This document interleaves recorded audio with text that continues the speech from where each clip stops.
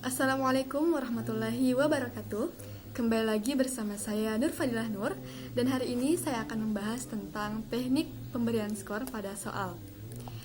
Dalam membuat penskoran pada soal itu sangat diperlukan, terutama untuk soal yang berbentuk uraian dalam tes domain kognitif agar soalnya subjektivitas. Nah, sebelum membuat soal terlebih dahulu, telah ditentukan skornya terlebih dahulu dari setiap poin. Nah, dari setiap penskoran terdiri dari 4 macam, yaitu penskoran pada pilihan ganda yang terdiri dari penskoran tanpa koreksi, lalu ada penskoran dengan butir bobot soal, lalu ada penskoran ada koreksi jawaban, dan penskoran tanpa adanya koreksi jawaban.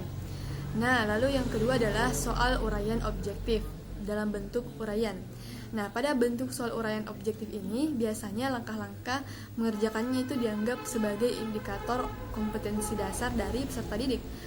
Oleh sebab itu, sebagai pedoman penskoran dalam soal bentuk uraian objektif adalah bagaimana langkah-langkah mengerjakan dapat dimunculkan atau dikuasai oleh peserta didik dalam lembar jawabannya. Nah, untuk membuat pedoman penskoran sebaiknya melihat kembali rencana kegiatan pembelajaran untuk mengidentifikasi indikator-indikator tersebut. Lalu yang ketiga adalah penskoran soal bentuk uraian non-objektif. Nah, dari prinsip penskoran bentuk uraian non-objektif ini sama dengan bentuk uraian objektif, yaitu menentukan indikator kompetensinya. Namun, pada penskoran ini, setiap soal diberikan rentang skor yang hampir mendekati jawaban sesungguhnya. Jadi ada beberapa jawaban yang disediakan, dan dari jawaban siswa itu, yang mana yang paling mendekati dari jawaban yang sesungguhnya. Lalu yang keempat adalah pembobotan soal bentuk campuran. Nah, dalam beberapa situasi, bisa digunakan soal bentuk campuran, yaitu bentuk pilihan atau uraian, bentuk pilihan ganda atau uraian.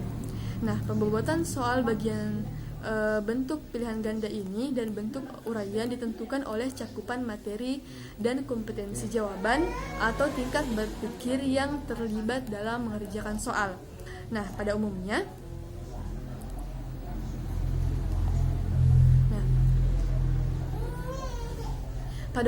cakupan materi soal bentuk pilihan ganda ini lebih banyak, sedangkan tingkat berpikir yang terlibat dalam mengerjakan soal bentuk uraian biasanya lebih banyak dan lebih tinggi. Jadi untuk soal uraian ini tingkat kesukarannya itu lebih tinggi dan skornya juga lebih tinggi.